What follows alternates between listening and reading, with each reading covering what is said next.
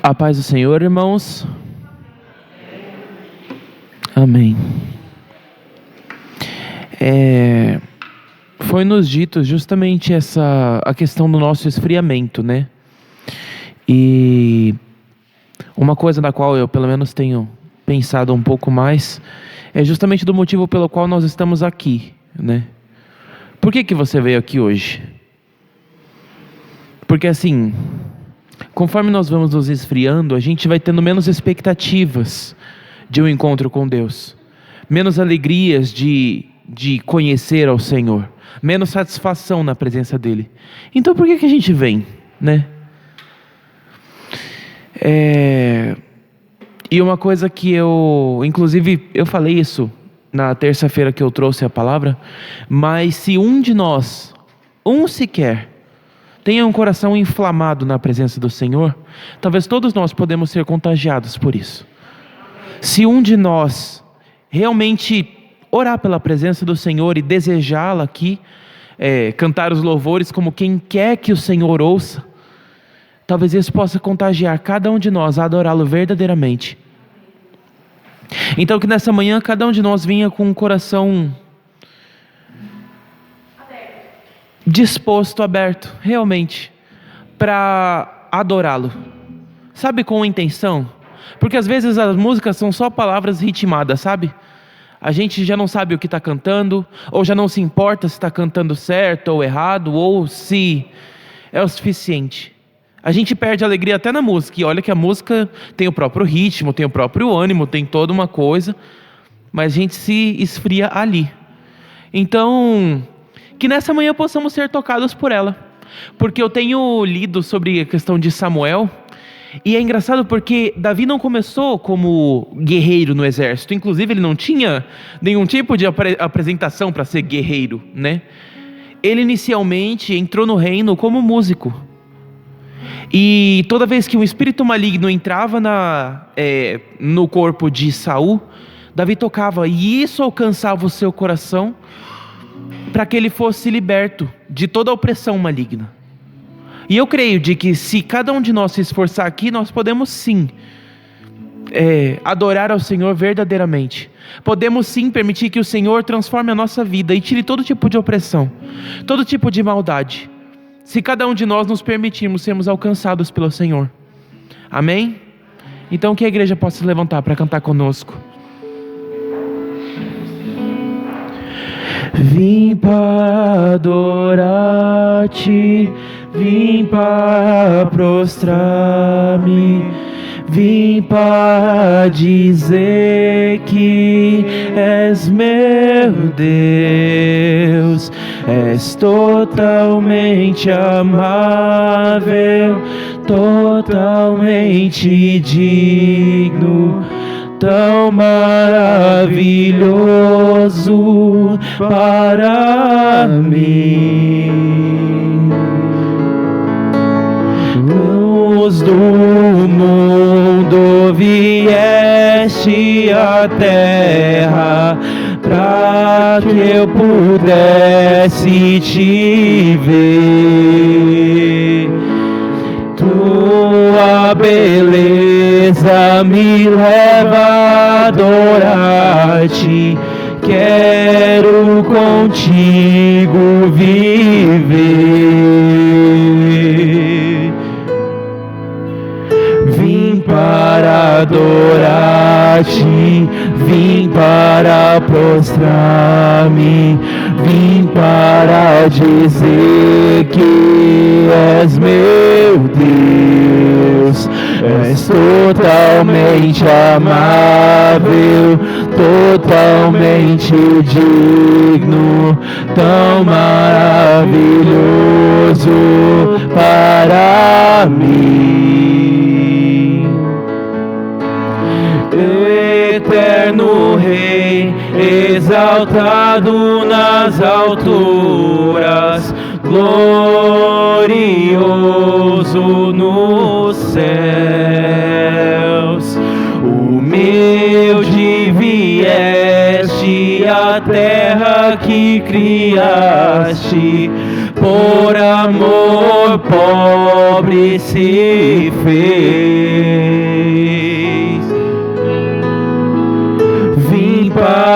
adorar-te, vim para prostrar-me, vim para dizer que és meu Deus.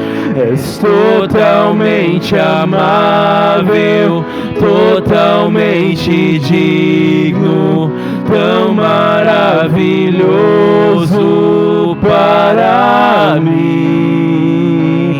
Vim para adorar-te, vim para prostrar-me, vim para dizer que és meu Deus.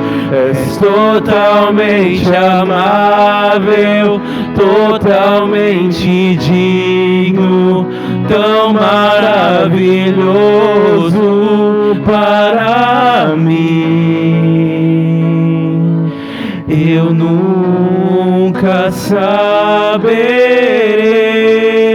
o preço dos meus pecados lá na cruz. Eu nunca saberei o preço dos meus pecados lá na cruz. Eu nunca saberei o preço dos meus pecados lá na cruz. Vim para adorar-te, vim para prostrar-me, vim para dizer que és meu Deus. És totalmente amável, totalmente digno, tão maravilhoso para mim.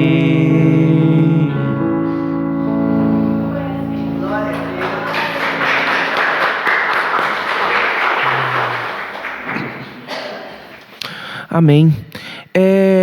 Terça-feira, meu pai trouxe a palavra e ele falou justamente sobre exatamente o que ele tinha dito aqui, né, para cada um de nós. Mas em um dado momento em que ele estava falando, ele falou algo sobre a questão do filho pródigo. Eu não me lembro muito bem o que era, mas me veio um único pensamento na minha mente. Claro que a gente lembra da história do filho pródigo com relação ao amor do pai, né?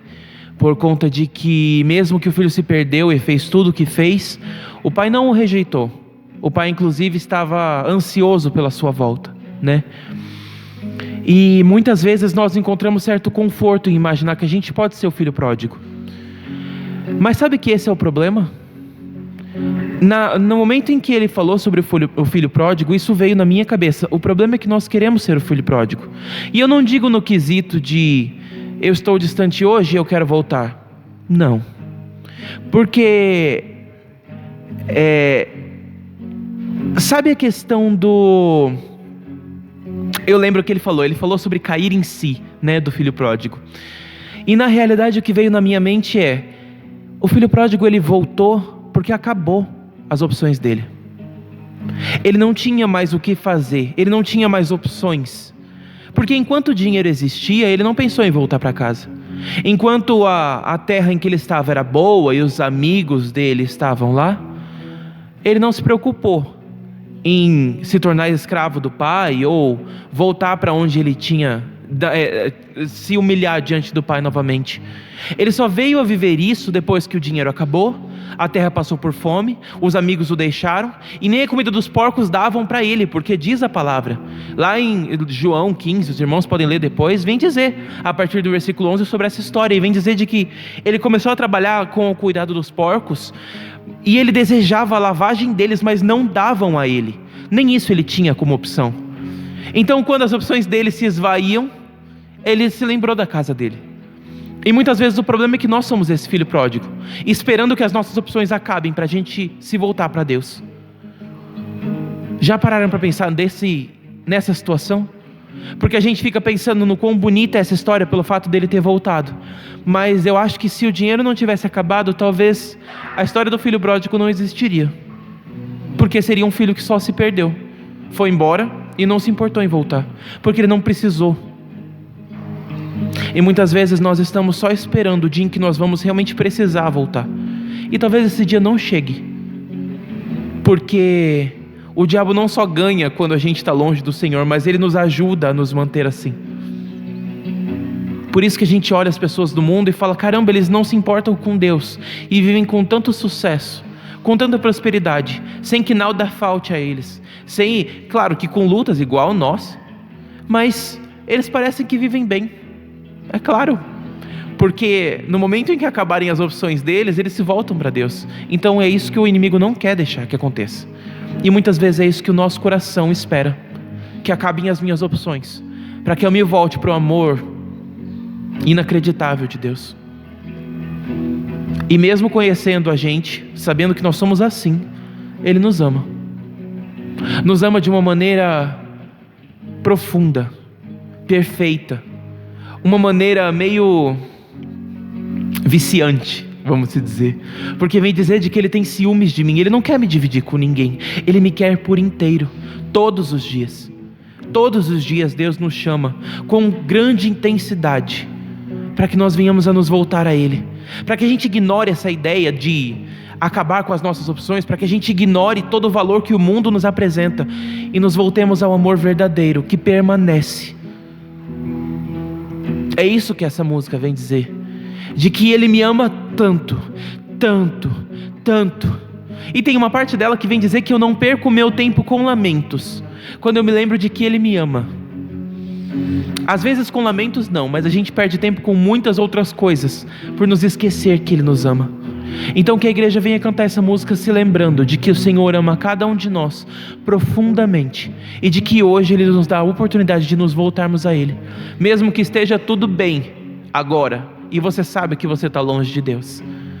É isso que Ele te chama, para o amor profundo dEle. Amém?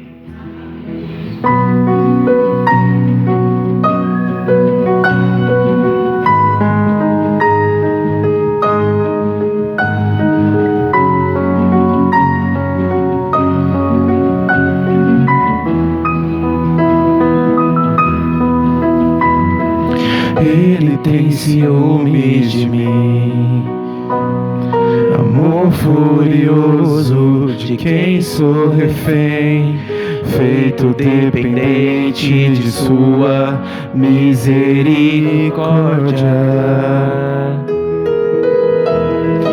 Quando de repente eu não percebo as dores por causa da glória, eu vejo então a beleza em ti, o afeto que sentes por mim. Deus me ama tanto assim, como Ele me ama tanto assim. Senhor Jesus, nessa manhã eu venho pedir ao Senhor que verdadeiramente o Teu amor nos alcance, que não haja em nós nenhum tipo de resguardo, de medo, de plano B, Senhor, mas possamos nos entregar ao Teu amor profundamente, verdadeiramente, Pai. Ele me ama tanto, me ama tanto, me ama tanto, Ele ama.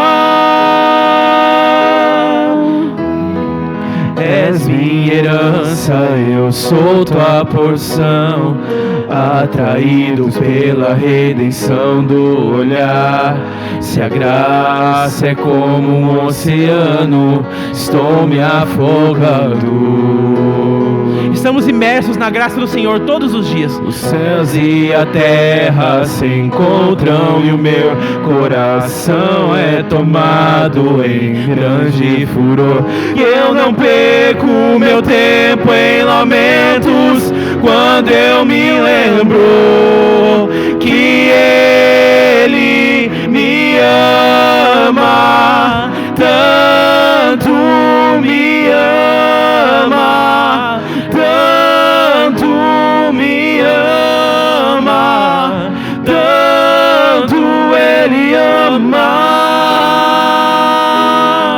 Ele me ama, tanto me ama, tanto me ama, tanto Ele ama, sim, Ele ama.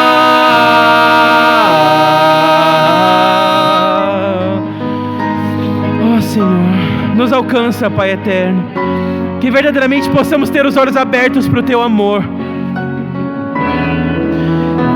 Que cada um de nós possa cantar que Ele nos ama muito. Ama, tanto me ama. Você se dá conta de que você está cantando que Deus te ama? Muito. Nem a própria vida vale tanto para Ele quanto Ele nos ama. Ele me ama, tanto me ama, tanto me ama, tanto Ele ama, sim, Ele ama.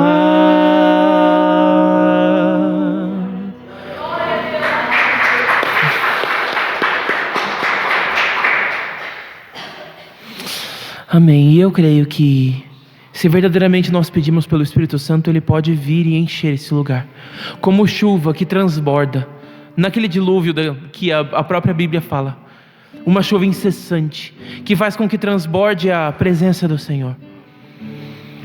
Essa música eu estava ouvindo ela, e pensando muito sobre isso, sobre como o Senhor coloca nos nossos corações, inicialmente, né? Um desejo de receber a presença dEle, de ter um encontro com Ele. E conforme nós vamos nos esfriando, isso vai morrendo dentro de nós. Nós vamos apagando a nossa sensibilidade a esse chamado, a essa vontade no nosso coração de encontrá-lo. E a gente vai tentando tapar esse buraco com qualquer outra coisa, com qualquer outra superficialidade no mundo, com qualquer outra ilusão. Mas nessa manhã nos foi dito de que nós temos nos afastado e de que aquilo que nós buscamos não é o que vai preencher o nosso coração, e que nós precisamos verdadeiramente pedir por aquilo que verdadeiramente nós precisamos, por aquilo que eu e você temos falta, que é a presença do Senhor, que é a ação de Deus nas nossas vidas. Porque quantas vezes nós fazemos qualquer símbolo do cristianismo, qualquer coisa dentro da vida cristã, e eu não estou falando de religiosidade, perde significado aos nossos olhos. Isso significa que nos falta o Espírito Santo, que dá vida a qualquer coisa que você faz para Deus, que permite com que haja uma alegria genuína de louvá-lo, de encontrá-lo, de buscá-lo. Então que possamos orar por isso, e que não venhamos mais nos enganar achando que nosso desejo é por qualquer outra coisa nesse mundo, mas que venhamos a ter um encontro verdadeiro com Deus. Amém.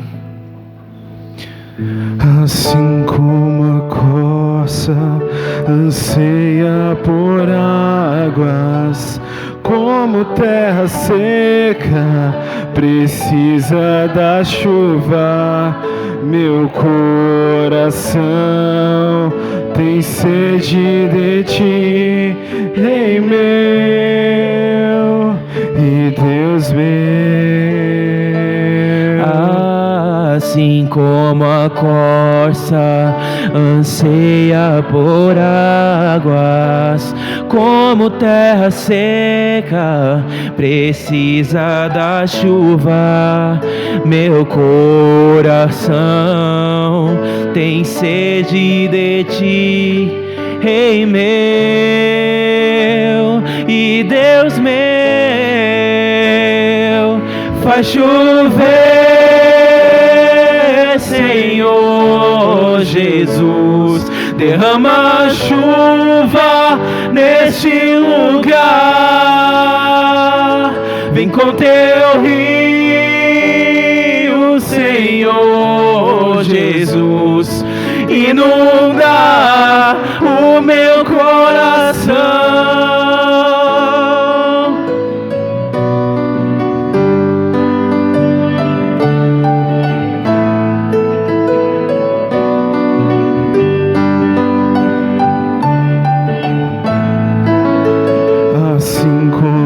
Corça anseia por águas, como terra seca precisa da chuva, meu coração tem sede de ti, Rei meu e Deus meu. Faz chover, Senhor Jesus, derrama chuva neste lugar. Vem com teu rio, Senhor Jesus, inunda o meu coração. Faz chover, Senhor, faz chover, Senhor Jesus, derrama chuva neste lugar. Vem com teu rio, Senhor Jesus, inunda o meu coração, inunda o meu coração, inunda o meu coração.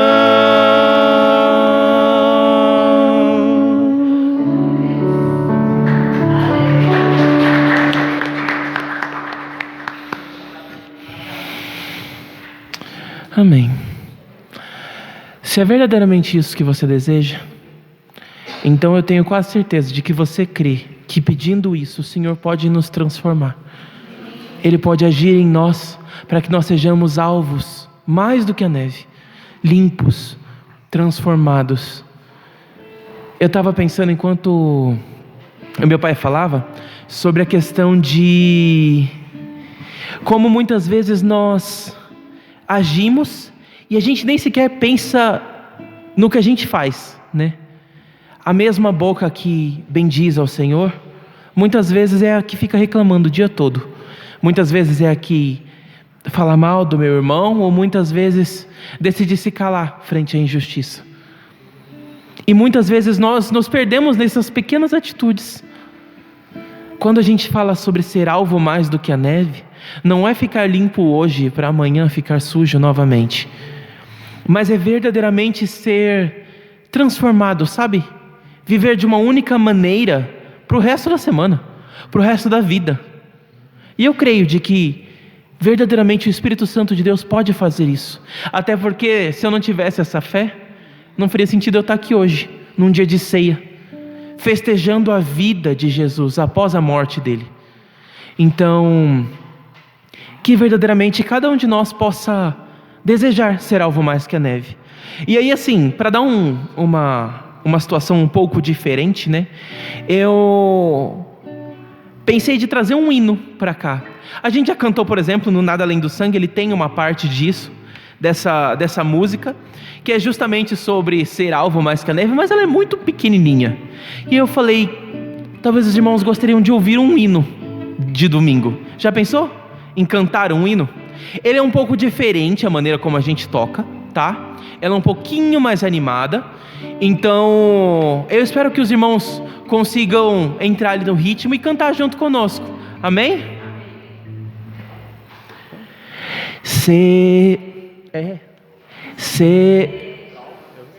Eu começo. Seja bendito. Tá fora. Tio. Desculpa, gente. Vamos começar do zero?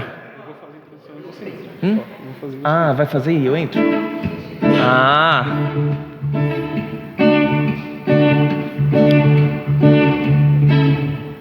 Agora. Seja bendito Cordeiro que na cruz por nós padeceu. Seja bendito seu sangue que por nossos pecados verteu. Eis que no sangue lavados, no seu poder e perdão, pois pecadores remidos, por Jesus tem com Deus comunhão.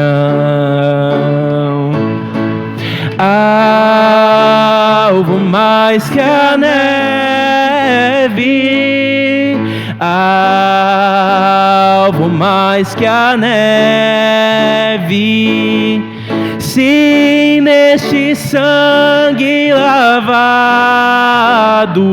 mais alvo que a neve serei.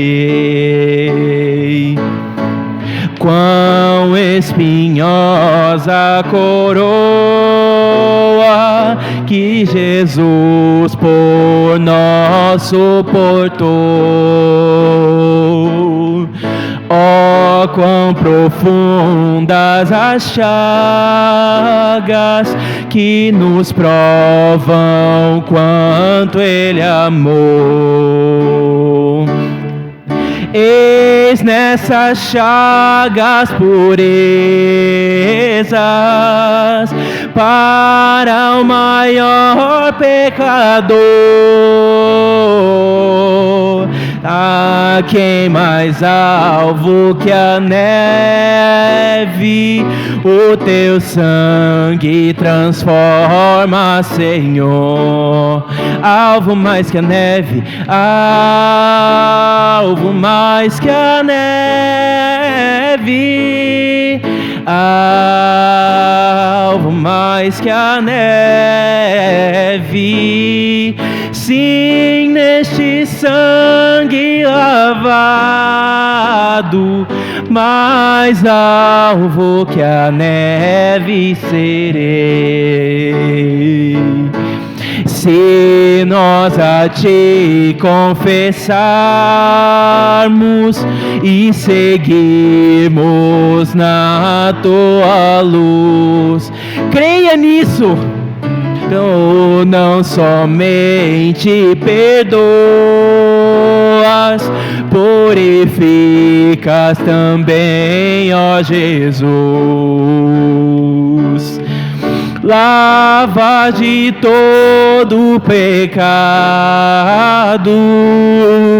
que maravilha de amor.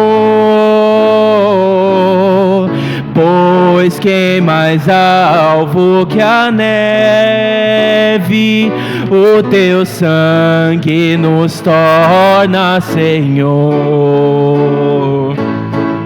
Alvo mais que a neve,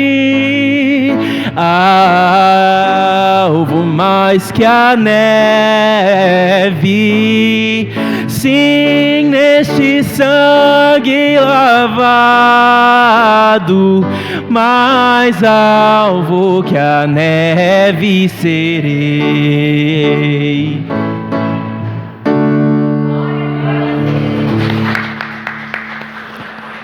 Aleluia, Senhor. É verdade. Nos nossos corações nós cremos que se verdadeiramente nos entregarmos ao Senhor e orarmos pelo Teu Santo Espírito, Ele pode vir, preencher o nosso coração e nos tornar alvos mais do que a neve, Senhor.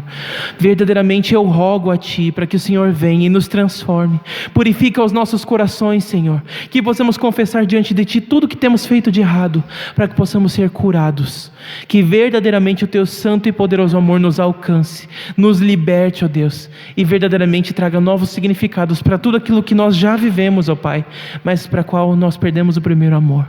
Que em nome de Jesus o Teu Santo Espírito nos transforme, nos alcance e mude o nosso coração até que sejamos conforme a Tua vontade, até que venhamos a viver segundo o Teu propósito, para mostrar a Tua glória, Pai. Essa é a nossa oração em nome de Jesus. Amém. Amém. Os irmãos podem se sentar para o momento de ofertas. Glória a Deus. A graça e a paz com todos. Momento de oferta, né? Eu sempre falo para minha esposa, eu não gosto de falar de oferta, mas é necessário, né?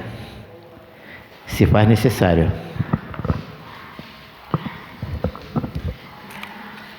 E antes de falar de oferta, eu gostaria de falar de gratidão, né? Gratidão a Deus por esse domingo tão maravilhoso, né?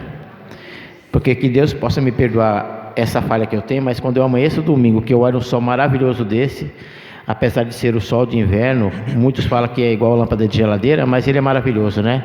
Parece que ele retrata mais e mais o amor de Deus. Ele alegra o meu coração, eu vejo as coisas com uma outra visão.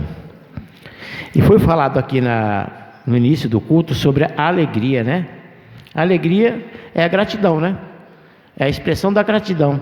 Quando a gente está alegre é porque a gente está grato por alguma coisa, né? E eu andei pensando nessas questões. Quando se fala domingo ou sábado, vamos à praia, por exemplo, num dia como hoje, a praia deve estar nos seus 25, 26 graus, deve estar maravilhoso. Como fica o coração do irmão Antônio? Muito alegre. Puxa vida, já pensou estar na praia agora? Que maravilha, né? Quando chega uma noite fria, a gente pensa, poxa, eu poderia estar numa pizzaria agora, comendo uma pizza bem quente, assim como eu tive com a minha esposa ontem, e comemos uma de carne seca, o coração se alegrou muito. Então são tantos eventos na vida da gente que a gente se alegra. Hoje chega um parente, uma pessoa distante e agradável que seja, né? A gente se alegra, fala, poxa vida, está vindo um parente. E eu vou me alegrar muito hoje, eu vou fazer uma comida assim, vou fazer um pudim, vou fazer uma carne assada, vou fazer aquilo outro. Mas agora vamos trazer para a nossa vida espiritual. Hoje tem culto, hoje é oração. Está meio frio, está meio garoa, está meio isso, está meio aquilo. A gente inventa milhões de desculpas. O coração da gente, vamos ser sinceros, a gente olha as histórias das igrejas grandes e pequenas que sumiram do mapa, só se conta a história. Eu fui daquela igreja lá, mas ela fechou. Poxa, aquela igreja fechou? Por quê? Ela fechou porque as pessoas que estavam ali eram culpadas. Deus jamais foi culpado de qualquer situação, porque as pessoas já não estavam mais alegres. Se a gente olhar a estampa do rosto dos irmãos agora, não parece que os irmãos estão indo para a praia, não. Não parece que estão indo comer uma pizza, não parece que estão recebendo um parente. E infelizmente estão na presença do Deus Altíssimo, aquele que cuida de todas as coisas. E eu trago para a minha vida, porque eu andei pensando muito sobre essas questões. Poxa, por que eu me alegro tanto para fazer as coisas que me dão prazer, que satisfazem a minha carne, satisfazem o meu ego e tantas coisas, e quando chega na hora de falar, poxa vida, hoje tem oração, ixi, hoje tem ensinamento, ficar 2 horas lá ouvindo o pastor falar, ensinar, alimentar o nosso espírito. É tão importante quanto alimentar a nossa carne, ou mais importante alimentar o nosso espírito? Porque o Senhor, Ele fala para a gente não se preocupar com o que veste, com o que a gente come. Eu vou ler uma passagem aqui, que fica no livro de Êxodo, capítulo 16, que retrata bem a forma como o Senhor cuidava de nós desde os primórdios, desde a antiguidade. E por que será que o Senhor sempre está fazendo nos lembrar que Ele cuida de nós, se Ele é fiel? A passagem eu não vou ler ela toda porque é bem comprida, mas talvez os irmãos possam entender um pouco. Êxodo capítulo 16, a partir do primeiro versículo. Toda a comunidade de Israel partiu de Elim e chegou ao deserto de Sim, que fica entre Elim e Sinai. Foi no 15º dia do mês, depois que saíram do Egito, no deserto, toda a comunidade reclamou a Moisés e Arão. Disseram os israelitas: quem dera a mão do Senhor nos tivesse matado lá no Egito. Lá nós sentávamos ao redor das panelas de carne e comíamos pão à vontade.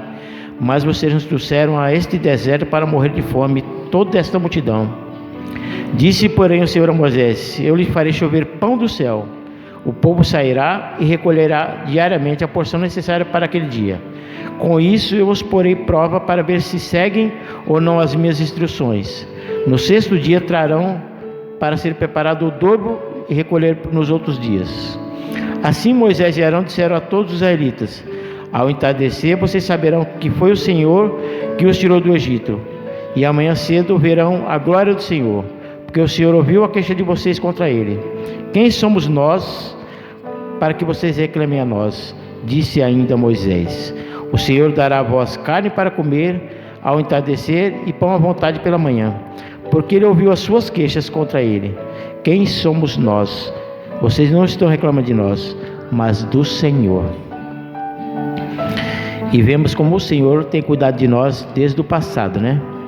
Hoje eu estava pensando quantos livramentos o Senhor tem dado, quantas coisas o Senhor tem preparado, dado inteligência, sabedoria, para que nós possamos trabalhar, para ganhar o nosso pão de cada dia, para trazer o nosso alimento para a casa com honra. E a gente tem se colocado muitas das vezes como Deus, né? Bom, o Senhor já me deu, agora eu já tenho a minha profissão, já ganho meu salário. Mas aqui esse povo não trabalhava não. Eles recebiam de graça. Caía do céu, simplesmente caía do céu. Chegava de tarde, vamos lá pegar a nossa comida, e estava maravilhoso. E mesmo assim não estava satisfeito. E hoje o Senhor nos dá graça, prepara uma profissão para cada um de nós. É o provedor, mas a gente acha que nós somos o provedor. Não, eu que saio. Se eu não acordar de manhã, minha família vai passar necessidade. Se eu não fizer isso, aquilo outro, minha família vai passar dificuldade. E o Senhor nos prova nesta manhã que Ele é o provedor principal. O que você trouxe hoje, além do coração grato a Deus? Uma oferta? Deus tocou no seu coração? Você trouxe aquela moedinha? Eu não estou falando de valores. Você trouxe aquela moedinha da viúva? O gasofilácio está aqui. QR Code para você fazer. E o Senhor está visitando o seu coração nessa manhã. Ele sabe o que você tem de intenção. Uma coisa eu gostaria de pedir aos irmãos: se alegrem na presença do Senhor. Eu sei que a fisionomia olhando daqui não está muito boa. Que Deus me perdoe mais uma vez eu observar isso. Mas se alegre na presença do Senhor, porque o Senhor tem cuidado de nós. Ele tem cuidado da minha vida, tem cuidado das vossas vidas, que eu sei. O pouco que a gente vê, fala sobre vocês, a gente sabe que estão alegres, que o Senhor tem guardado. Não tem ninguém doente, não tem ninguém internado, a não ser a nossa irmã Fátima passando por aquele momento. Mas o Senhor tem guardado a todos nós. Seja grato ao Senhor nesse domingo, após o nosso culto abençoado que nós oferecemos ao Senhor, tem a Santa Ceia. Logo após ainda temos o almoço. É momento de nós nos alegrarmos. Muitas pessoas queriam ter uma casa, um lar. Essa semana um morador de rua pediu para oração por ele. Ele não tem uma casa, não tem um lar. Ele falou: ora por mim. Pediu para minha esposa, não foi nem comigo. Ora por mim que eu não tenho um lar. Ele é melhor ou pior do que nós? Nem melhor nem pior. Ele é um ser humano como qualquer outro qualquer. Então seja grato pelo que o Senhor tem feito por você. Nesse momento de oração, peça que o Senhor faça entender a gratidão, porque é momento de gratidão nesta manhã. Porque as demais coisas eu tenho certeza que o Senhor preparou para cada um de nós. Amém? Senhor Deus e Pai, somos gratos a Ti, Senhor, por esse momento, ó Pai querido, a qual o Senhor nos permite, ó Pai querido, a qual o Senhor vem nos alertar, ó Pai querido, para que nós venhamos lembrar do primeiro amor, para que nós venhamos lembrar, Senhor, da gratidão pelo tudo que o Senhor tem feito, não somente no passado, mas pelas nossas vidas, Senhor, pelo nosso cobertor, ó Pai querido, pelo nosso alimento, ó Pai querido, pelo alimento que o Senhor tem preparado para que venha até os nossos lares, por ter nos permitido, abaixo do Senhor, ser o provedor, ó Pai querido, ter nos dado saúde, ó Pai querido, ter nos dado, ó Pai querido, tantas coisas que serão inúmeras, seriam até difíceis de falar, Senhor. Sou grato a Ti, ó Pai querido, pela família de Monte Santo, ó Pai querido, pela Tua igreja, a qual o Senhor tem guardado, a qual o Senhor tem protegido, Senhor. Mas peço a Ti, Senhor, desperta o Teu povo, ó Pai querido, desperta a minha vida para que tenha mais disposição, para que venha enxergar, ó Pai querido, aquilo que o Senhor tem requerido da minha vida, para que possamos voltar ao primeiro amor, ó Pai querido, para que possamos buscar, ó Pai querido, incessantemente, com vontade, ó Pai querido, com desejo em nossos corações. Deus, abençoa o nosso domingo, ó Pai querido, abençoa as ofertas, abençoa os dízimos que serão trazidos para este lugar, Senhor, em nome de Jesus, amém. Podem trazer as ofertas.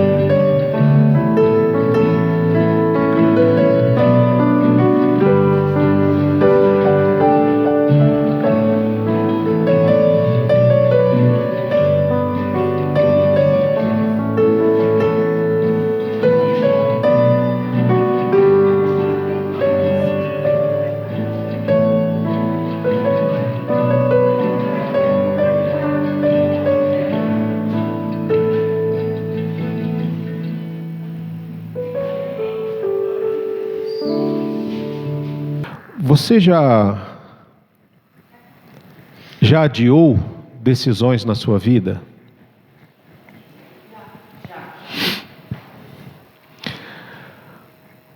Você muitas vezes usa aquela desculpa: vamos dar um tempo, vamos esperar que o tempo resolva, né?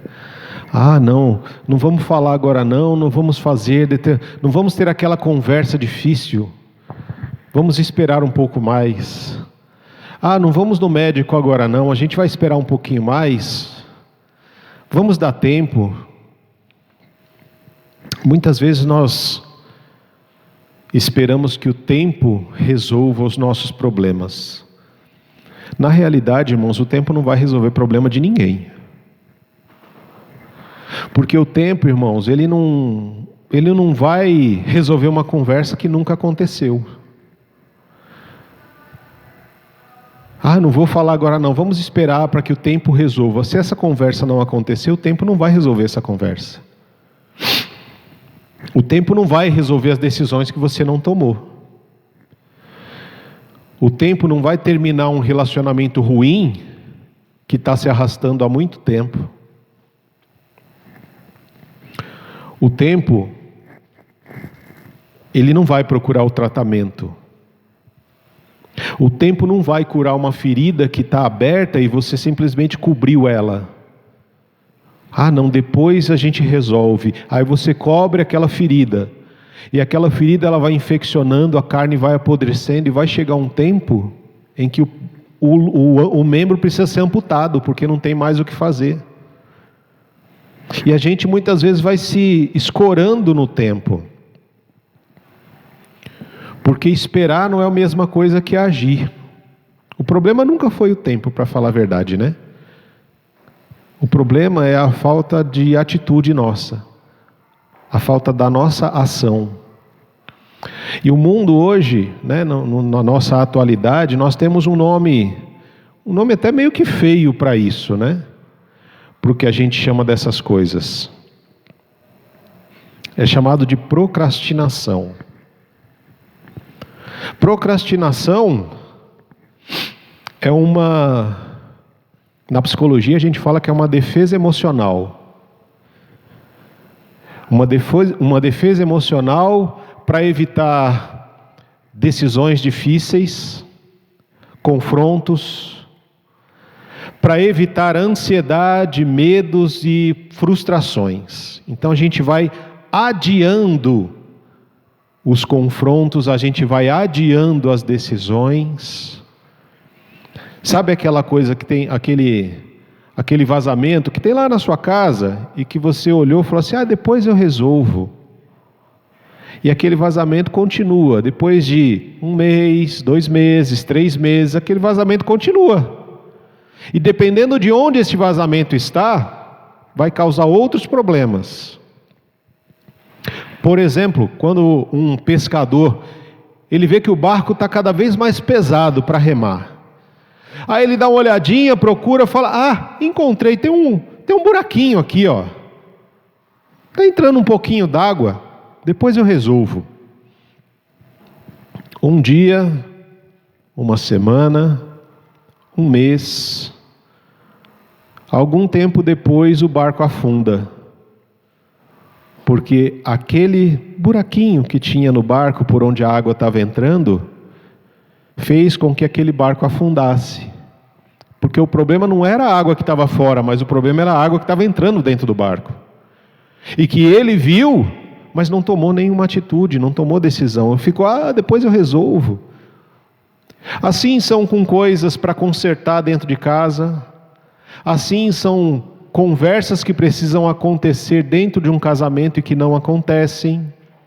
E que o casamento vai ficando ruim, pesado, difícil. A gente muitas vezes vai se sentindo sozinhos dentro do próprio casamento, dentro da própria família, porque não conversamos, não temos aquele momento que a gente precisa ter muitas vezes de confronto, de trazer à realidade os problemas que estão acontecendo para ser discutidos. As conversas com filhos que não acontecem. Um filho responde hoje: depois eu falo com ele. Aí responde mais grosso amanhã: depois eu falo com ele. Até que o filho agride, sai de casa, e aí é tarde para falar.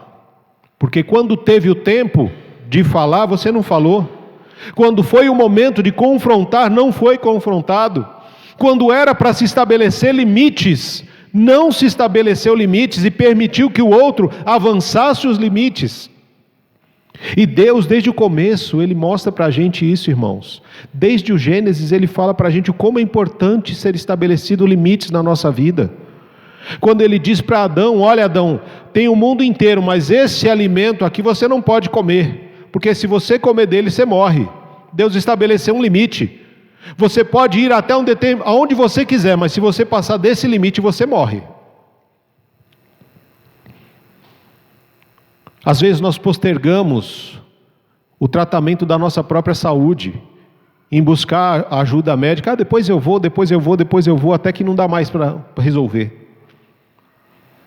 Postergamos mudar a nossa alimentação para melhorar a nossa saúde, postergamos, adiamos, né? A gente vai adiando a academia, adia a mudança da alimentação, adia uma conversa, adia uma visita, a gente vai adiando as coisas. E aí talvez quando você resolver visitar já seja tarde demais, a pessoa já foi recolhida. Quando você resolver conversar, é tarde demais, já não dá mais para consertar aquilo que foi estragado. Então, irmãos, quando Deus fala conosco, é um momento da gente ficar atento. Porque hoje o Senhor vem perguntar para nós: vejam o que tem acontecido com vocês. Ageu, capítulo 1. Ageu, capítulo 1, verso 5. Veja o que está acontecendo com vocês. Algumas outras traduções dizem assim: veja onde é que os teus caminhos te levaram. Uma outra tradução diz: considerai os vossos caminhos. Seguinte, para e avalia a direção para e avalia a direção que as tuas decisões estão te conduzindo. Para um pouquinho, avalia, pensa, aonde é que as tuas decisões estão conduzindo a sua própria vida? Para e observa o que está acontecendo com você, o que está acontecendo com a sua vida.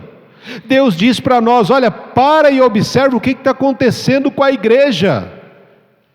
Aonde é que as decisões de vocês, as nossas decisões estão nos levando? Ageu fica antes de Zacarias, irmãos. E depois de Sofonias. Não ajudei nada, mas tudo bem, né? Mas isso é um problema nosso. Porque nós deveríamos saber onde é que o livro está. Se a gente não sabe, é porque a gente tem manuseado pouco ou nada a palavra do Senhor. Então a gente ri da nossa própria vergonha. Nós rimos da nossa própria falta de capacidade de ter intimidade com o Evangelho de Jesus dia a dia, para falar, tal livro, você vai lá, abre tranquilamente no livro, sem ficar assim, né, olhando no índice, ou olhando, poxa, onde raio que está esse Ageu, onde é que ele se enfiou, né? Primeiro ele estava lá na Babilônia, passou um tempão lá, até que Deus permitiu que eles saíssem de lá e voltassem para Jerusalém. É a segunda leva de pessoas que saem de Jerusalém. A primeira leva veio com Zorobabel, um primeiro grupo saiu depois de 70 anos de escravidão. Saíram de lá, vieram para Jerusalém. Depois um segundo grupo veio com Ageu.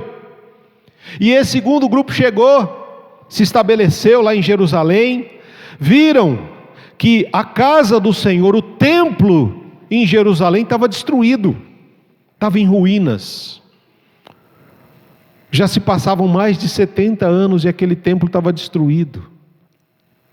E aí teve um grande X da questão, né? Teve uma galera que veio, o primeiro pessoal que veio com Zorobabel, e aí o pessoal chegou ali animado, povo top, todo mundo cheio de sonhos, de esperança, porque depois teve um monte de gente que nasceu como escravo, gente, que saiu de lá para entender o que era viver como uma pessoa livre. Teve gente que passou a sua velhice toda, a sua infância e velhice como escravo. E veio agora, depois de 70 anos, para Jerusalém. Chega, o templo estava destruído. E o pessoal começa com sonhos. Não, vamos reconstruir, vamos fazer, vamos tocar o terror aqui, vamos... E aí começa aquele ânimo, aquela disposição em todo mundo. Glória a Deus, aleluia, vamos lá, vamos levantar, vamos trabalhar. E todo mundo junto...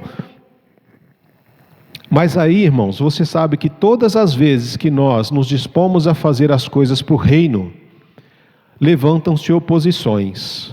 E não foi diferente com o pessoal que voltou.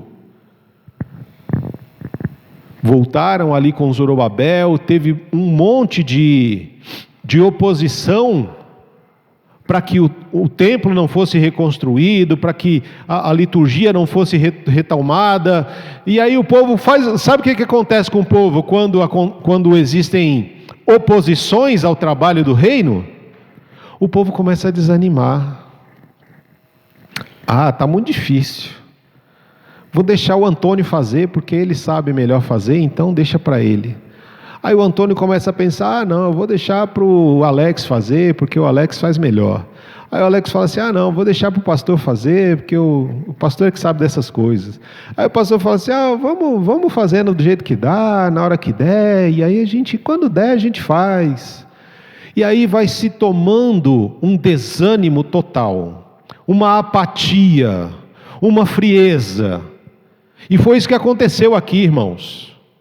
Esse pessoal saiu, veio uma galera, começou a trabalhar. Beleza, está tudo bem e tal, tranquilo. Primeiro ano lançaram os fundamentos do templo. Era uma coisa para ser resolvida em no máximo 1 ano, irmãos. 2 anos para resolver aquilo lá. Em 1 ano lançou os fundamentos do templo, já estava tudo estruturado para a reconstrução do templo. 18 anos depois, Ageu chega ali com a segunda leva. O templo já estava pronto? Não, estava só com os fundamentos. Chegaram animados, lançaram os fundamentos. Depois de quase 18 anos, a segunda leva de irmãos veio, estava só nos fundamentos. Eles ficaram parados. na reconstrução do templo por quase 18 anos, sem fazer nada. A casa do Senhor ficou paradinha ali. E a situação do povo era que, sabe aquele negócio quando as pessoas falam assim: pastor, tem mais mês que salário. Eu recebi o salário hoje, mas já não tem mais dinheiro. E esse trabalha que nem um condenado o mês inteiro. E parece que está guardando dinheiro numa bolsa furada. A vida financeira está um caos.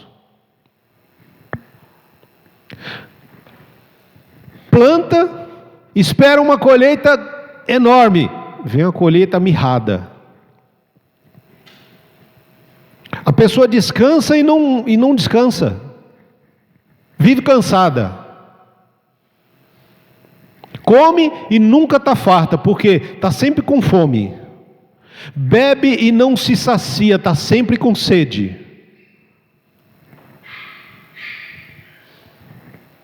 E é isso que Deus está falando para Ageu aqui. Deus está falando exatamente isso para eles. Deus levanta Ageu como profeta neste povo, para dizer para aquele povo o seguinte, verso 2: assim diz o Senhor dos Exércitos.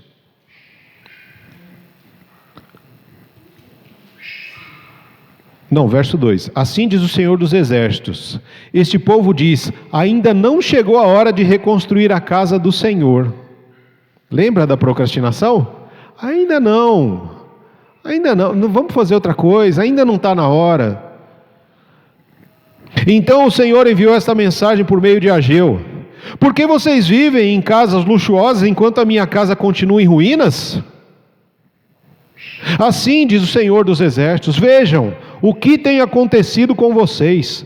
Plantam muito e colhem pouco, comem, mas não se saciam, bebem e ainda têm sede, vestem-se e não se aquecem, seus salários desaparecem como se vocês colocassem num bolso furado. Assim diz o Senhor dos Exércitos: vejam o que tem acontecido com vocês. Agora subam as colinas, tragam madeira e reconstruam a minha casa, então me alegrarei nela e serei honrado, diz o Senhor.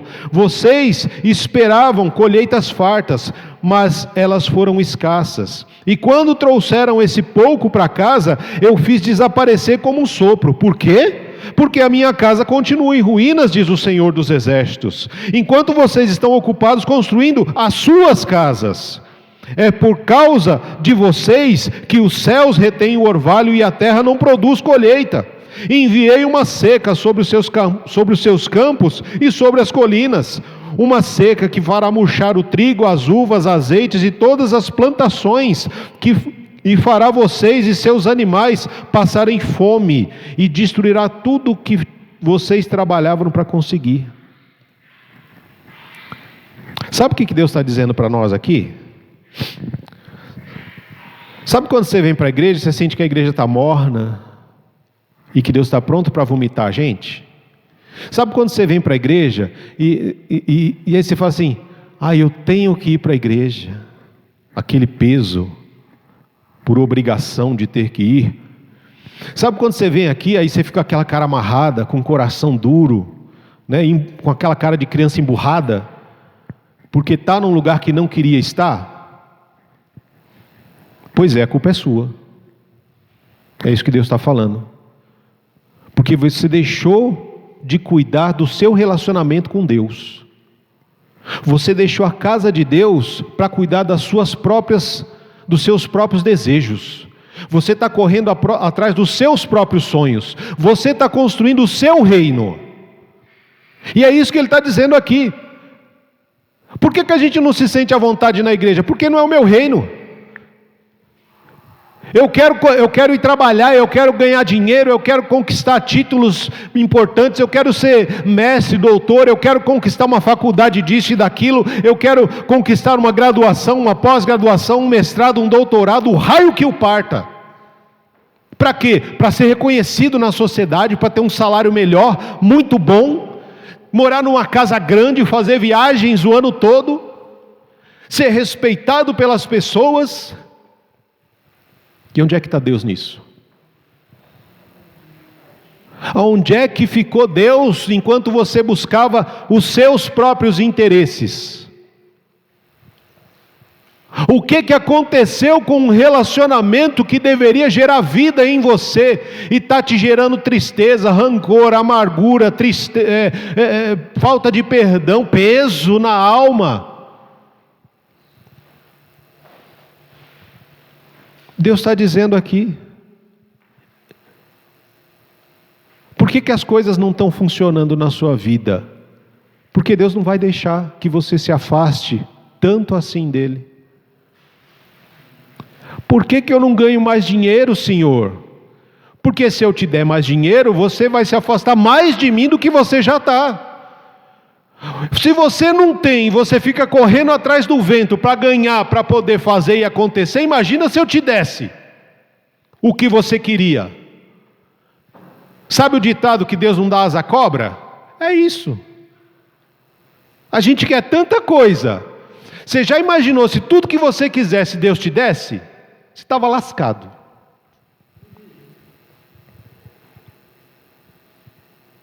Está aí um lugar que você não queria passar nem perto, que era a igreja. Porque se a gente não tem dinheiro, e o pouco que a gente tem, a gente junta, faz uma dívida para pagar no resto do ano, para passar um fim de semana fora. E se Deus desse? Nessa semana tem um monte daquelas propagandas lá de bets e não sei o que, aí o cara fica lá, se eu fizesse um pix de R$1 milhão na sua conta hoje, o que você faria? Não é? Todo dia eu ouço aquele cara falando na televisão. Se eu fizesse um pix de R$1 milhão na sua conta, o que você faria? Aí eu olho e falo, bem, eu não faria nada, porque eu não vou ganhar esse pix mesmo. Entendeu?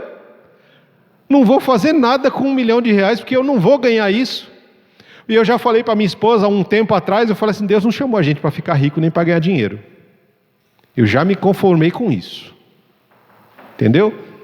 Não é para isso que Deus nos chamou. Deus nos chamou para servir. Deus nos chamou para amar. Deus nos chamou para sofrer até que nós sejamos conformados à imagem e à semelhança de Jesus. Esse é o chamado do Senhor para nós, que realmente entendemos do Evangelho. E Deus fala aqui para eles, olha, onde é que as suas decisões te levaram? E Ele pergunta para você, as suas decisões têm te levado para onde, meu irmão, minha irmã? Você tem se aproximado mais de Deus ou tem se afastado mais? E eu respondo, tem se afastado. E não estou julgando, eu estou vendo fatos. Porque o Evangelho fala que a gente tem que avaliar os frutos. Quando foi a última pessoa que você trouxe para Jesus? Quem foi a última pessoa que você trouxe para Jesus e quando? Quando foi a última vez que você falou de Jesus para alguém?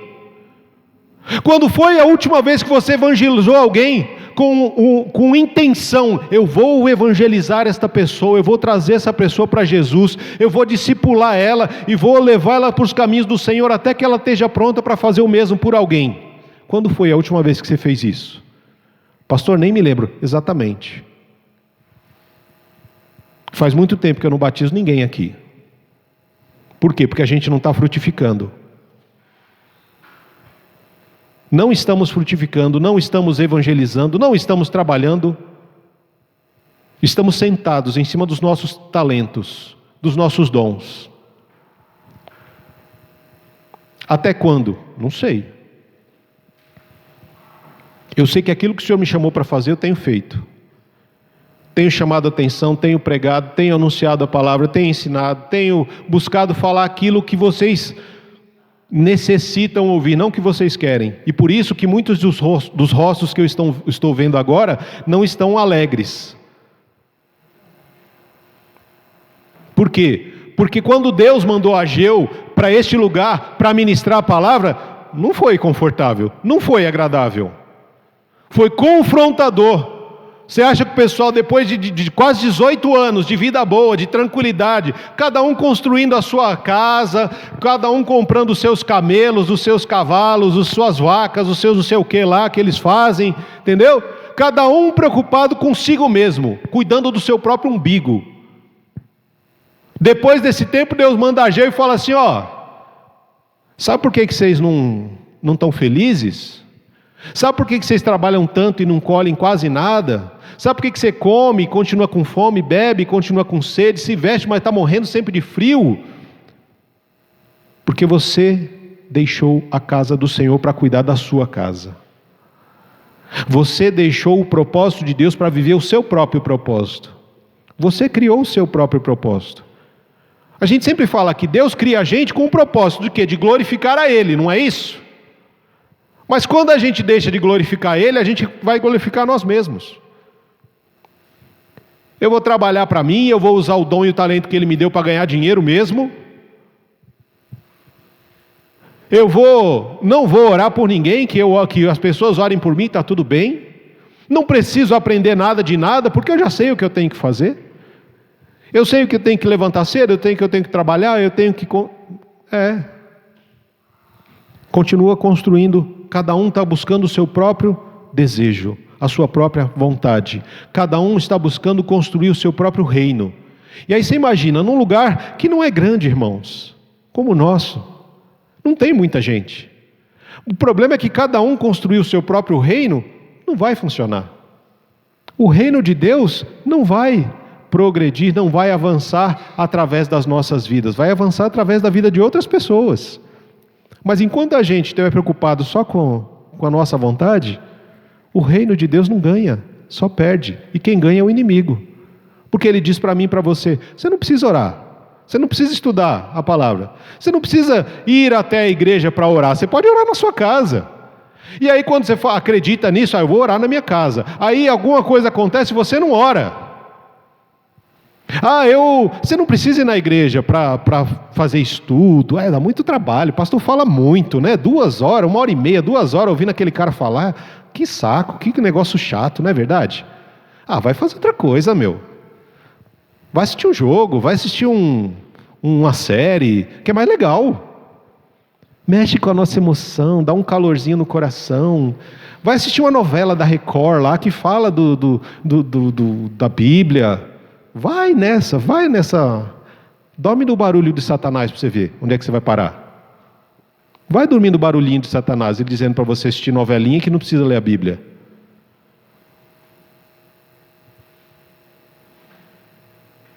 Deus vem para confrontar, irmãos, e quando Ele confronta, não é porque Ele quer destruir a gente, não é que Ele quer o nosso mal, Ele quer a nossa vida. Ele quer a nossa salvação, Ele quer que você não se afaste mais do que você já está. Nós, irmãos, não precisamos de muito esforço para nos afastar de Deus, mas precisa fazer um esforço tremendo para voltar para Ele. Você vai para uma faculdade, ninguém vai falar para você, vamos fazer um grupo de oração aqui para a gente orar e de repente se fortalecer, para a gente estudar mais aqui, para fazer com excelência as coisas. Não, o pessoal fala, você estudou? Passa a cola para mim, irmão. Passa a cola lá, irmão. Eu não tive tempo para estudar. Aí começa, porque o fulano passou mal, eu não dormi essa noite, eu não tive condição de estudar. Você passou um semestre inteiro para estudar, infeliz. E no dia você vem e fala, não deu para estudar? Não. E aí, qual que é a questão tal? E aí você passa. E aí quando você passa, você fala, poxa, quebrei regras.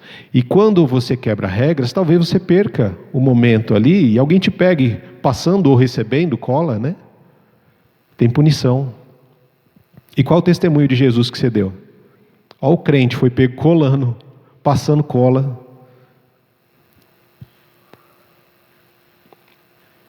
Nós estamos preocupados demais, irmãos, em ter grande desempenho. Quando foi, meus irmãos, eu estava refletindo nisso na terça-feira, eu falei com vocês. Você já parou para pensar o que você fez com o ministério que Deus colocou na tua mão? A gente já está nas portas de uma nova votação, depois de 2 anos. E aí eu pergunto para você, onde é que os teus caminhos te levaram? As decisões que você tomou nos últimos 2 anos, o que fez avançar o ministério que Deus colocou na tua mão? As pessoas que você está cuidando no seu ministério desenvolveram, foram acolhidas, foram instruídas, foram confrontadas? Ou você está esperando o tempo passar para só entregar de novo e dizer assim: não consegui fazer nada, então vou entregar, quem sabe alguém faça melhor. É o talento que a gente esconde. E aí quando o Senhor vem falar com você, você fala assim: Senhor, eu tive medo de fazer, né? Aí eu procrastinei, eu enterrei aqui para ver se de repente acontecia alguma coisa com o tempo. E aí o Senhor pega esse talento que é teu e vai dar para outra pessoa, que realmente estava se dedicando e trabalhando. E a gente fica só com a vergonha, né? De não ter feito mais uma vez. De mais uma vez o Senhor confiar na gente, e mais uma vez a gente falhar. Mas o mais interessante, irmãos, é que quando essa palavra vem, é um diagnóstico de Deus. Sabe quando você está doente? Você está com alguma coisa, você não sabe o que é, você precisa ir no médico. Aí o médico vem, faz os exames lá, e a partir daquele exame ele dá um diagnóstico. O Senhor fez isso com o pessoal que estava lá. Olha, vocês vieram já faz quase 18 anos. Vocês começaram animadinho, mas aí quando apareceu a primeira dificuldade, vocês... Não, vamos parar, vamos cada um cuidar da nossa vida e está tudo certo. Depois de quase 18 anos, nada aconteceu, as pessoas não mudaram, o lugar não foi transformado, porque vocês não foram transformados, se acomodaram e estão procrastinando, estão adiando o cuidado com a casa de Deus. Doeu receber essa mensagem do Senhor. Mas a palavra fala que o povo recebeu aquela mensagem e temeu a Deus. O verso 14, na parte B: quando o povo ouviu as palavras do profeta Ageu, que o Senhor, o seu Deus, tinha enviado, temeu o Senhor. E então Ageu, o mensageiro do Senhor, transmitiu ao povo esta mensagem do Senhor: eu estou com vocês, diz o Senhor. Deus vem, faz um diagnóstico e aguarda a resposta do povo. O povo responde com temor a Deus. O povo entendeu, compreendeu e temeu a Deus. E quando existe o confronto, também existe a resposta. Deus manda o confronto para um despertamento. E quando as pessoas que são confrontadas despertam, é produzido o arrependimento. E quando o arrependimento acontece, Deus diz: eu estou com você. Eu sei que você falhou no ministério de novo, mas eu estou com você. É uma oportunidade nova que você tem de pegar e fazer da forma correta. Eu sei que você adiou até agora aquela conversa, mas ela precisa acontecer. Eu sei que você está adiando aquilo que necessita da sua atenção, mas eu estou com você. É agora. A gente precisa fazer isso. E a partir disso, irmãos, a retomada do templo aconteceu. E em 2 anos o templo estava reconstruído. O povo recebeu o confronto. Foi como uma martelada num coração de pedra. Pá! Quebrou. Despedaçou. E aí Deus dá um novo coração. Está aqui. Uma vez que vocês temeram a minha presença e a minha palavra, eu estou com vocês. Quando a palavra vem e nós reconhecemos, nos arrependemos, a presença de Deus habita em nós. Ele diz: eu estou com vocês. Então agora a gente vai começar, vai retomar a caminhada, vai reconstruir aquilo que precisa ser reconstruído. E Deus vai dizer que algo muito importante, irmãos. Ele fala que a construção daquilo que a gente vai fazer agora vai ter uma glória maior do que aquela primeira. Aquele ânimo que o pessoal chegou e que começou a lançar os fundamentos do templo, vai realmente acontecer agora. E este templo, que vai ser reconstruído depois de uma destruição, um confronto, uma reconstrução, vai ser maior a glória do que do primeiro templo. Sabe por quê, irmão? Porque é nesse templo que Jesus aparece. O próprio Jesus encarnado, ele vai pisar os pés neste templo que foi reconstruído. Por isso que a glória deste templo vai ser maior do que a primeira, em que apenas a fumaça enchia o templo com a presença de Deus. O próprio Deus encarnado vem e pisa naquele chão. E nós precisamos entender isso, que existem ruínas nas nossas vidas. E o que está em ruína na tua vida, meu irmão, minha irmã? Será que é o altar na tua casa, na tua família que está em ruínas? Você já parou para pensar nisso? Nós falamos um mês inteiro sobre família. Quantas vezes você se reuniu com a sua família para orar? Quantas vezes você se reuniu para compartilhar a palavra? Quantas vezes vocês, como pais, instruíram seus filhos na palavra de Deus no último mês, em que nós incentivamos para que isso acontecesse? Como é que está o altar do Senhor na tua família, na tua vida? E talvez você me pergunte, como assim, pastor? Que altar assim? Como é que é esse altar, né? Como é que está o espaço de adoração? Como é que está a adoração? Deus está sendo adorado na sua casa? Deus, Ele está sendo buscado na sua casa? Deus está sendo falado na sua casa? Deus está sendo vivido na sua casa? Deus vive na sua casa ou não? Se não, irmão, o altar está destruído, não tem lugar para Deus.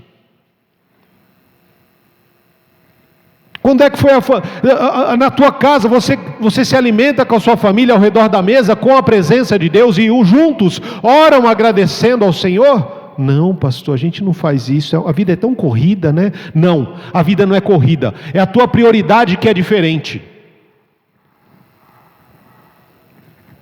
E esse é o problema. O problema daquele povo não eram as dificuldades para fazer as coisas, é que a prioridade dele estava errada. Cada um estava buscando o seu próprio interesse e não as coisas do reino. O que está em ruína, meu irmão, minha irmã, na tua casa? Uma vida de oração? Talvez a sua vida de oração esteja em ruínas. E eu falei aqui para a gente que a nossa vida de oração está um caco, está uma porcaria. Se ela aqui na igreja não está boa, eu imagino como é que está na sua casa. Talvez ela nem exista. Talvez sim, ela esteja em ruínas. O altar está em ruínas, a vida de oração está em ruínas, estudo da palavra, misericórdia então. Misericórdia, isso dá um trabalho tremendo. A sua paixão por Deus talvez esteja em ruínas. Talvez ela esteja congelada, ela nem esfriou, ela já está congelada, virou uma pedra de gelo. E são coisas que precisam ser restauradas, quebradas, mas precisa haver um confronto. E é isso que o Senhor está fazendo na nossa vida, irmãos. Está chamando a nossa atenção hoje para uma vida de oração em ruínas, para um altar em ruínas, para uma paixão que esfriou, para um interesse nas coisas do reino que já não acontecem, porque nós estamos procurando correr atrás do vento. Queremos correr atrás do vento. A pergunta do Ageu não é mais como é que está a casa do Senhor, mas é como é que está a casa do Senhor dentro de você. Porque você é a habitação de Deus, ou deveria ser. Nós somos a habitação de Deus, ou deveríamos ser. Como é que está essa casa aí dentro? Está em ruínas? Deus não habita num lugar sujo.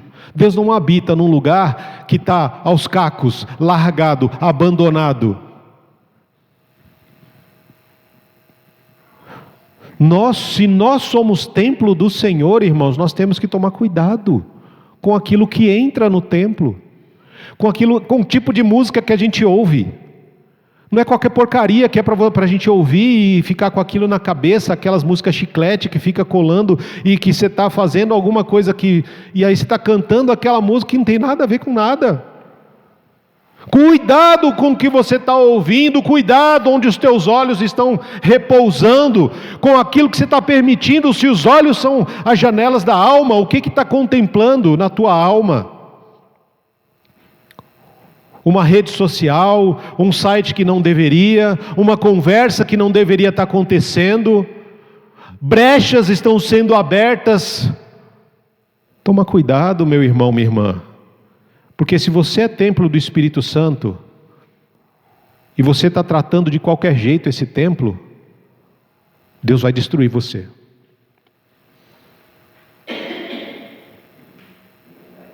Deus vai destruir. Porque Ele não tem como habitar num lugar que está sujo. Ele chega e limpa, para que Ele habite. E aí nós permitimos que a sujeira entre.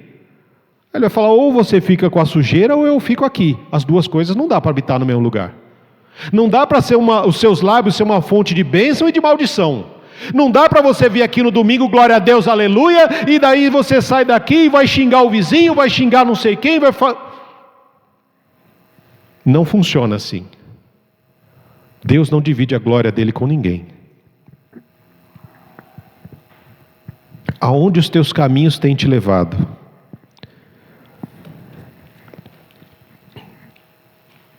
Eu estava refletindo esses dias, teve um salmo, o Salmo 119, que está ligado com essa pergunta que o Senhor faz aqui para o povo, através de Ageu. O Salmo 119, verso 59. Refleti sobre o rumo da minha vida e resolvi seguir os teus preceitos. Salmo 119, verso 59. Refleti sobre o rumo da minha vida e decidi seguir os teus preceitos. Quando eu li essa passagem, eu não sei porquê, mas me veio ao coração e à mente, para se tornar mais viva esta fala, o Salmo 59. 59 não, 51. Que é quando o Davi, né? Ele passa um tempo postergando, adiando uma decisão. Davi adultera com Betseba. Depois tem todo aquele processo que a gente já conhece. Manda Urias se deitar com a esposa, ele não vai. Manda então para frente de guerra para ver se ele morre e está tudo certo. E aí ele passa um ano praticamente adiando. E nesse um ano que ele está ali, o Salmo 59 reflete para nós o que aconteceu com ele. Ele perdeu a alegria de cultuar a Deus, irmãos. Ele não tinha mais alegria de ir à casa do Senhor. Ele não tinha mais alegria de cantar, de dançar. Ele já não tinha mais alegria de buscar o Senhor. Ele já não queria mais orar. Ele não queria mais ler a palavra. Por quê? Porque ele estava fugindo do confronto com Deus. Por estar vivendo em pecado. E quer saber de uma coisa, irmãos? A gente se acostuma com o pecado. Um ano vivendo dessa forma. E ele fala em outros salmos, enquanto eu calei os meus pecados, os meus ossos envelheceram, meu corpo gemia, a mão do Senhor pesava sobre mim. E ele aguentou isso um ano, irmãos. Um ano nesse negócio, de não confessar. Até que ele foi confrontado com Natã. Aí o Natã vem, você tem o cara lá com tanto de ovelha, parará, e chega um vizinho, um amigo para comer, e aí ele pega a ovelha daquele que só tinha uma, mata ela e dá para o amigo comer. Esse cara merece a morte. Então esse cara é você, Davi. Esse cara é você. Você tinha um reino inteiro. Você podia ter estado com qualquer mulher, mas você preferiu se deitar com a mulher do seu soldado. E ainda matou o seu soldado.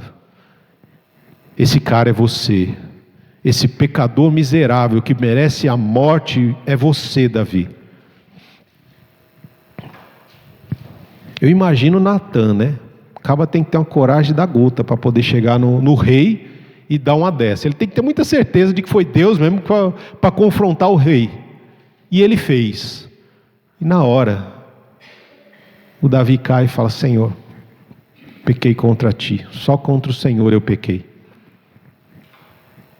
E aí ele vem com esse salmo que ele fala: Senhor, lava-me da minha culpa, purifica-me do meu pecado, pois eu reconheço a minha rebeldia, o meu pecado me persegue o tempo todo.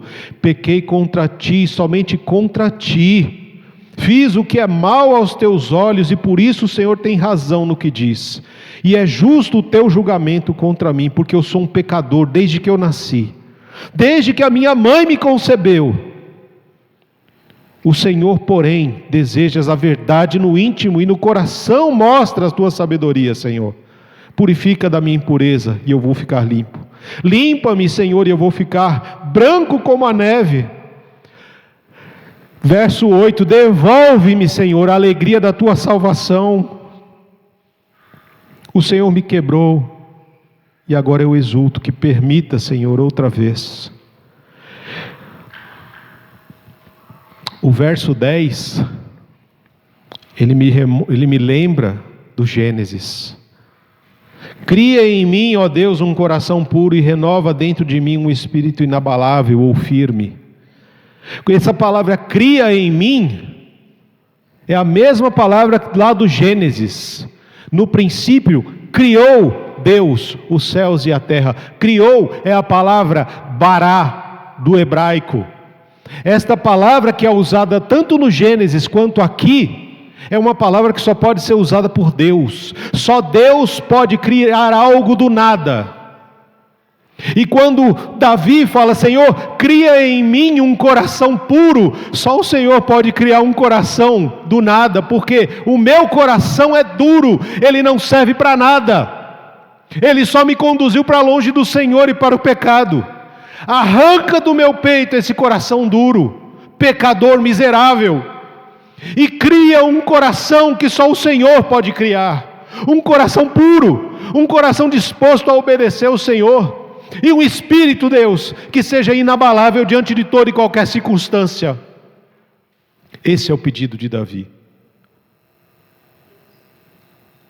Cria, Senhor, em nós um coração novo, um coração puro.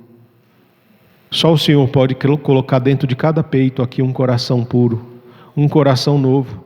Só o Senhor pode colocar dentro de nós um espírito, que é o espírito dele, inabalável.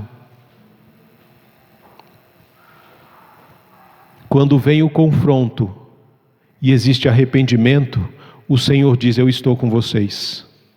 E quando o Senhor está presente, existe a possibilidade de uma transformação de vida, de família, de igreja, de sociedade, a partir de algo que só Ele pode fazer: criar em nós um coração puro e colocar dentro de nós um espírito inabalável. Só o Senhor pode mudar uma vida. Pare de viver para você mesmo e comece a viver para o Senhor. Pare de buscar os seus próprios propósitos e viva os sonhos, os planos e os propósitos de Deus para a sua vida. Para de correr atrás do vento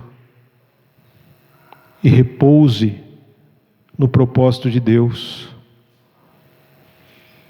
Quando nós olhamos, irmãos, sabe por que a gente está aqui? Porque uma pessoa se resolveu seguir ao Senhor. Uma pessoa tomou uma decisão de seguir a Deus.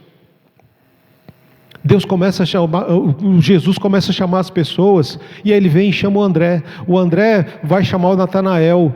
O Natanael chega e fala: Senhor, é. Aí o André não fica satisfeito só com o Natanael. Ele vai chamar o João, ele vai chamar o Tiago, ele vai chamar o Pedro, ele vai chamar... O André é aquele cara que mostra para mim e para você: olha, se uma pessoa tiver a disposição de servir a Deus, ele vai impactar outras pessoas. Quando a gente olha em Atos dos Apóstolos, não foi uma multidão que recebeu o Espírito Santo. Foram 120 pessoas que estavam reunidas no templo. E dessas 120, uma pessoa se dispôs a pregar a palavra. E quando ele se dispôs a pregar a palavra, 3.000 converteram-se. Depois pregou de novo, mais 5.000 converteram-se. E assim, irmãos, acontece. Talvez você tenha ouvido o que foi falado na terça, o que foi falado na quinta, o que foi falado hoje. E aí você fala assim: se fulano for, eu vou. Se Beltrano for, eu faço. É você, a palavra é para você, a palavra é para mim, a palavra é para cada um de nós. Agora, a resposta vai depender de cada um de nós. O confronto veio. Como é a resposta? O povo lá temeu a Deus e Deus se fez presente. A mudança aconteceu, a transformação aconteceu. Mas e nós? Qual vai ser a nossa resposta? Curva a sua cabeça.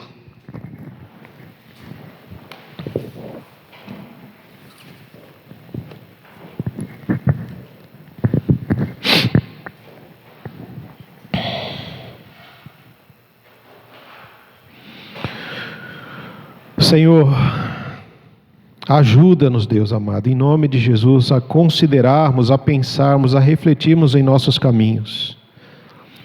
Onde é que as nossas decisões têm nos levado até agora? Mostra-nos, Senhor, onde é que nós estamos falhando, onde é que nós estamos sendo negligentes. Mostra, Deus amado, em nome de Jesus, o que está em ruínas na nossa vida, na nossa casa. Mostra-nos a Tua vontade, Senhor, em nome de Jesus. Revela as áreas da nossa vida, Pai querido, que precisam, Deus amado, de restauração. Mostra-nos aonde é que a gente tem adiado decisões, confrontos, conversas. Perdoa-nos às vezes em que nos interessamos mais em nossas coisas do que nas coisas do reino, Senhor. Nos perdoa, Deus amado, se temos construído o nosso próprio reino aqui, ó Deus, e temos aberto mão do reino dos céus. Temos construído acumulado tesouros nessa terra, onde a traça corrói, onde o ladrão rouba, e não temos construído o nosso tesouro de intimidade contigo. Desperta o nosso coração, Senhor, para buscarmos primeiro e em primeiro lugar o Teu reino, a Tua justiça e a Tua vontade para as nossas vidas. Que a nossa vida, Senhor, volte a ser um altar para o Senhor, onde o Senhor seja glorificado. Em nome de Jesus, Pai, que o Teu Espírito Santo possa realmente nos convencer do nosso pecado, da Tua justiça e do juízo que há de vir sobre todos que habitam a face da terra, começando pela igreja. Porque a Tua palavra nos diz isso, que o Seu julgamento, o juízo do Senhor começa na Tua casa, em cada um de nós. Oh Deus, em nome de Jesus, a Tua palavra nos diz que se hoje ouvirmos a Tua voz, para não endurecermos o nosso coração, não é amanhã, não é deixar para amanhã, amanhã eu vou pensar, amanhã eu vou fazer, não, é hoje. Se ouvirmos o Senhor, se temos certeza que é o Senhor falando conosco hoje, não endureçamos o coração. Oh Deus amado, tem misericórdia de nós.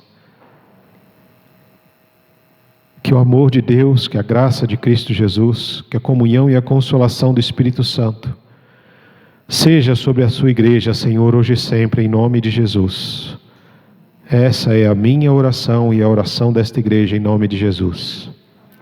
Amém.